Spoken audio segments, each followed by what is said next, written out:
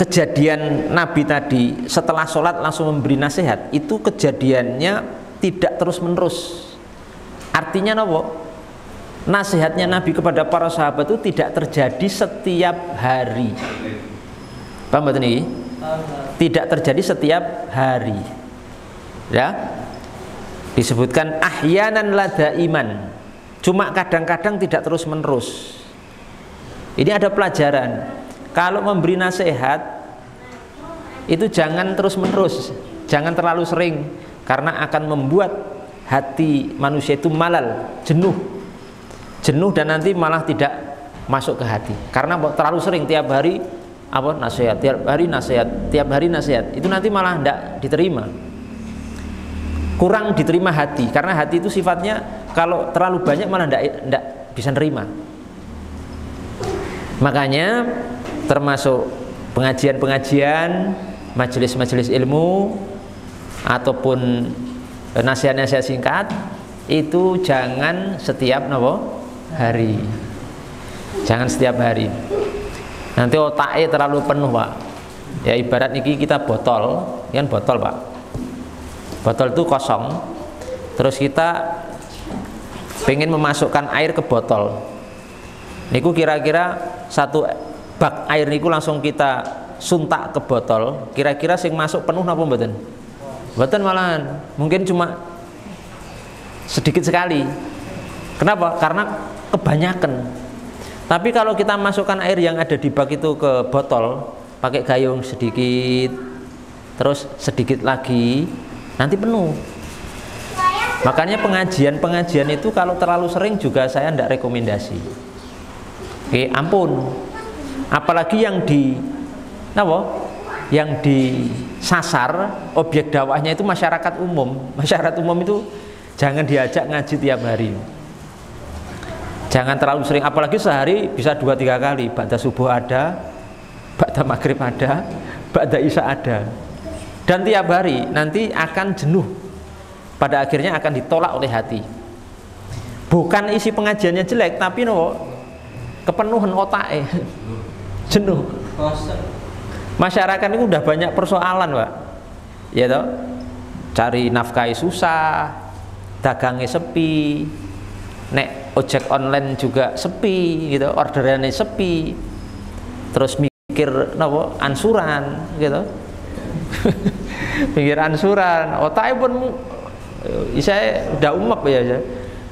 Kok setiap hari diceramai, wes bubar, tidak akan diterima. Tapi nek kadang-kadang seminggu sekali, sebulan 2 kali, oke. Tapi nek terlalu itu nanti akan tertolak malahan.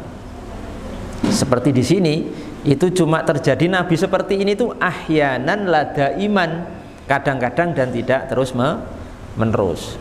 Ya. Saya pernah terkesima juga membaca satu pernyataan Imam Ghazali dalam salah satu kitabnya niku berjudul Ayyuhal Walad. Di situ dijelaskan juga begitu. Ya, bahwasanya manusia itu akan cenderung seperti itu, menolak sesuatu yang porsinya terlalu over, porsi pemberiannya terlalu banyak. Itu akan menyebabkan males, akan menyebabkan jenuh dan akhirnya ditinggal. Seperti panjenengan lah, kita semua ya, ketemu teman kadang-kadang sama tiap hari ketemu enak mana? Kadang-kadang. Ya kadang-kadang. Malah luar biasa, kangen, bener-bener kangen gitu dan seterusnya niku. Itu seperti itulah kurang lebihnya. Kemudian jamaah sekalian,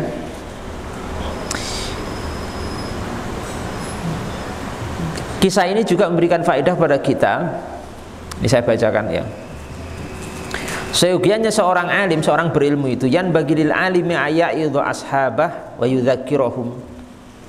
Ya, seyogianya seorang yang berilmu itu berusaha untuk memberikan mau'idhah, pengajaran kepada para sahabatnya, mengingatkan mereka tentang apa? Mimma yanfa'uhum fi dinihim wa dunyahum, dari perkara-perkara yang akan memberikan manfaat kepada mereka dalam urusan agama dan dunia mereka. Ini kewajiban orang alim, orang berilmu itu menyampaikan nasihat, menyampaikan apa? Pengajaran, menyampaikan hal-hal yang nanti bermanfaat untuk orang lain, baik dari segi dunianya ataupun apa? Agamanya. Ya. Dan ini ada pelajaran penting juga, perhatikan ya. Wala yaktasir lahum ala mujarradil ahkam wal hudud warusum.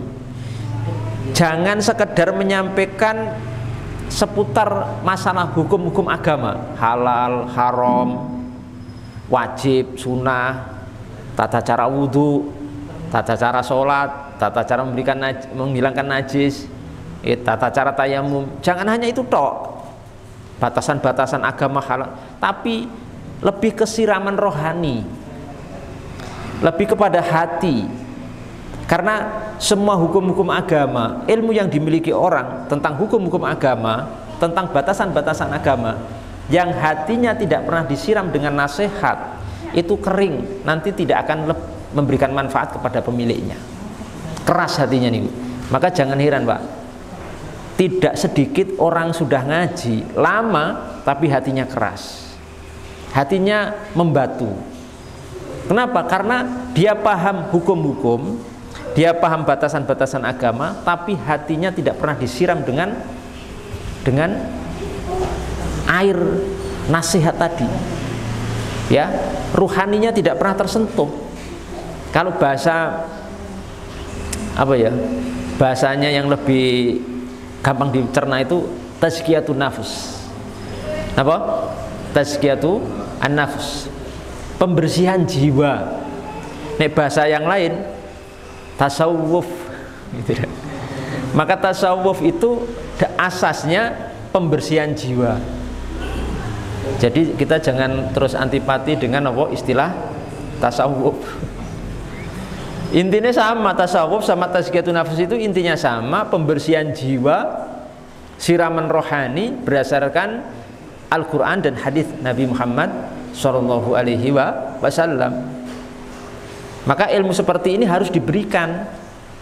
Makanya ulama, Bapak Ibu sekalian, ulama itu macam-macam. Ada sing bab tafanun di fikih, ada yang fokus di ilmu hadis, ilmu akidah, ilmu-ilmu alat bahasa Arab, usul fikih di situ.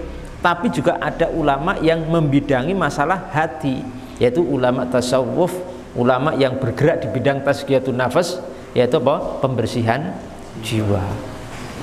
Maka muncul Imam Al-Ghazali, Abu Hamid Al-Ghazali, dengan kitab masterpiece-nya, ya, kitab yang sangat fenomenal, melegenda, yaitu Ihya Ulumuddin.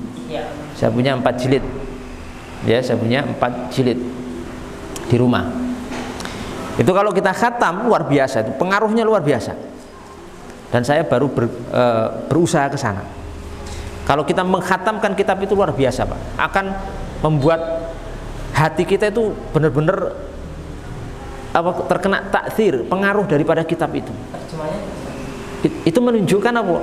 Buku itu memang dikarang dengan keikhlasan, melegenda, sampai hari ini dimanfaatkan oleh muslimin seluruh penjuru dunia dan para ulamanya. Itu nggak ikhlas nggak mungkin. Itu luar biasa. Kalau terjemahnya saya kurang tahu karena saya adanya yang bahasa Arab. Jadi monggo coba cari yang misalkan cari terjemahannya lumayan ya. Kalau saya itu ya, itu luar biasa bagi saya, itu benar-benar pengaruh sekali. Sampai bagaimana saya membaca satu bab tentang hebatnya Imam Ghazali ya, menceritakan proses keluarnya ruh dari jasad ketika seorang itu akan meninggal. Itu sampai saya ketakutan sendiri. Itu pengaruhnya. Padahal membaca itu, saya membaca itu seolah-olah saya merasakan proses keluarnya ruh itu nanti sesakit ini gitu. Dan